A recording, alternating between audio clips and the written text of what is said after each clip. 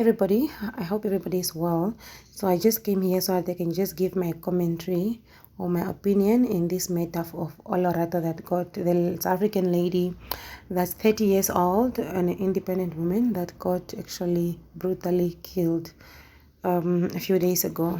So I think I will, for those that don't know anything about this story, I'll advise that you go on the internet and then you just research Olerato Mongale, and then you are going to get her full story right there because it's currently trending number one.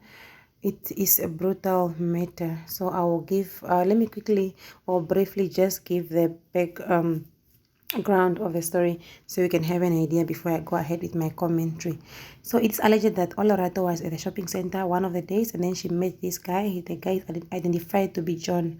So they exchanged numbers and then at some point they started communicating. I don't know after how many days that no, we have to go on a date. Okay, so the one of the trusted one of the factors that can actually get this lady not to be so afraid or not to fear was that John and Olerato's first date was said to be during the dinner. That's actually more safer. Remember, it's daylight, so it is alleged that Olerato wanted to drive her own car to go meet up with John when they are going on their date, but John offered to rather come pick her up from the estate where she lives. So, sorry, John came to pick her up at 3 o'clock that day from their estate, or I would say a complex where she lives. But the weird thing that I saw on the footage is that John was driving a Polo, right? It's a white Polo with Gauteng province number plate. So he was driving towards the complex to go pick up this girl so they can go on a date.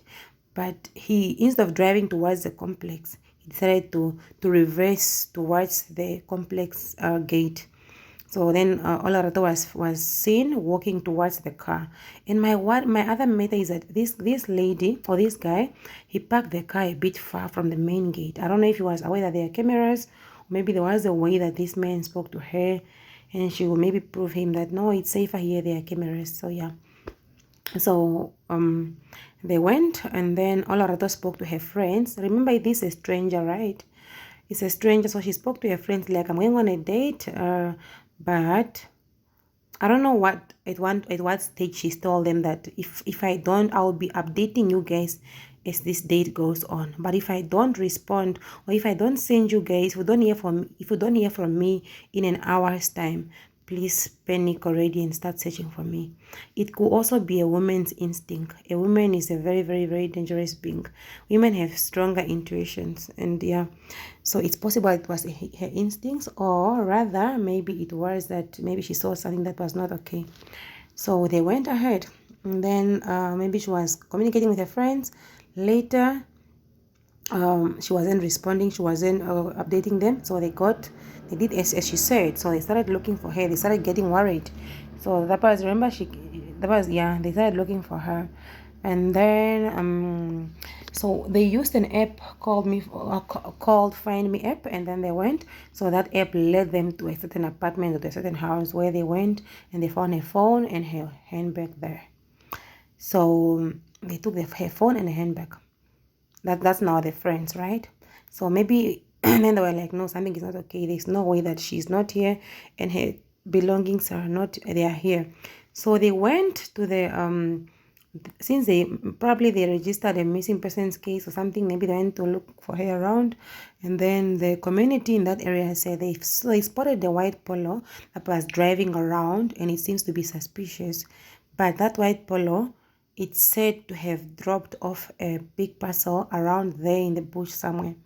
So when the community members and everybody else went there, they found a black bag, and it said part is that there was Olerato's body, lifeless body. So that's what happened to her.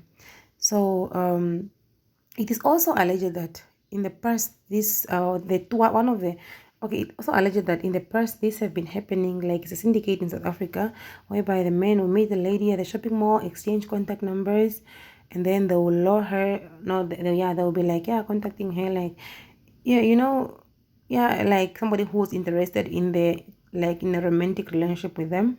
And then at some later stage they will meet up, and then the lady will get robbed. So it is alleged that that's the syndicate that they are currently using.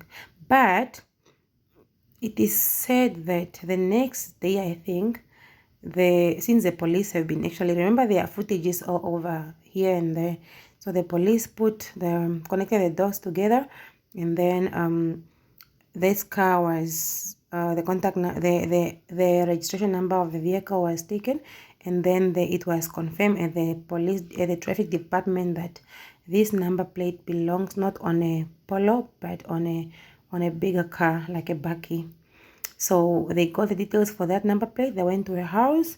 When they go to that house, it is alleged that the parents are fully aware that, yeah, that's our car, and that car is currently being used by our son. The police went ahead to go look for the car, and then they found the car parked at a certain garage, whereby it is said to be fixed because it needed some panel beatings around. I don't know why it got injured or why it got, whatever it is. So it is said that no, then they went ahead looking for the person, and it seems like when they came from the parents' house where they found the mother and the father, the police drove to go to the place where this guy is said to be. When they got to the place where he was said to be, they were told that no, 20 minutes ago this guy left, and it's because he got a call from the mother letting him that the police is looking for him. So he called somebody, and somebody came to pick him up in a gray Polo. Okay. So I don't know now if the mother called this guy like just like you are being searched, or was she really calling the guy? I don't know how their conversation was. That's still under investigation. So the police arrived there. The guy, it seems like the police continued with the tracking and everything. So this guy was said to be at a different complex where he was actually found, and when they found him there, it seems like he may be panicked. Next, he started firing shots to the police, and the police fired back. And fortunately, which I won't say unfortunately, and I will not apologize for this guy got killed and he died.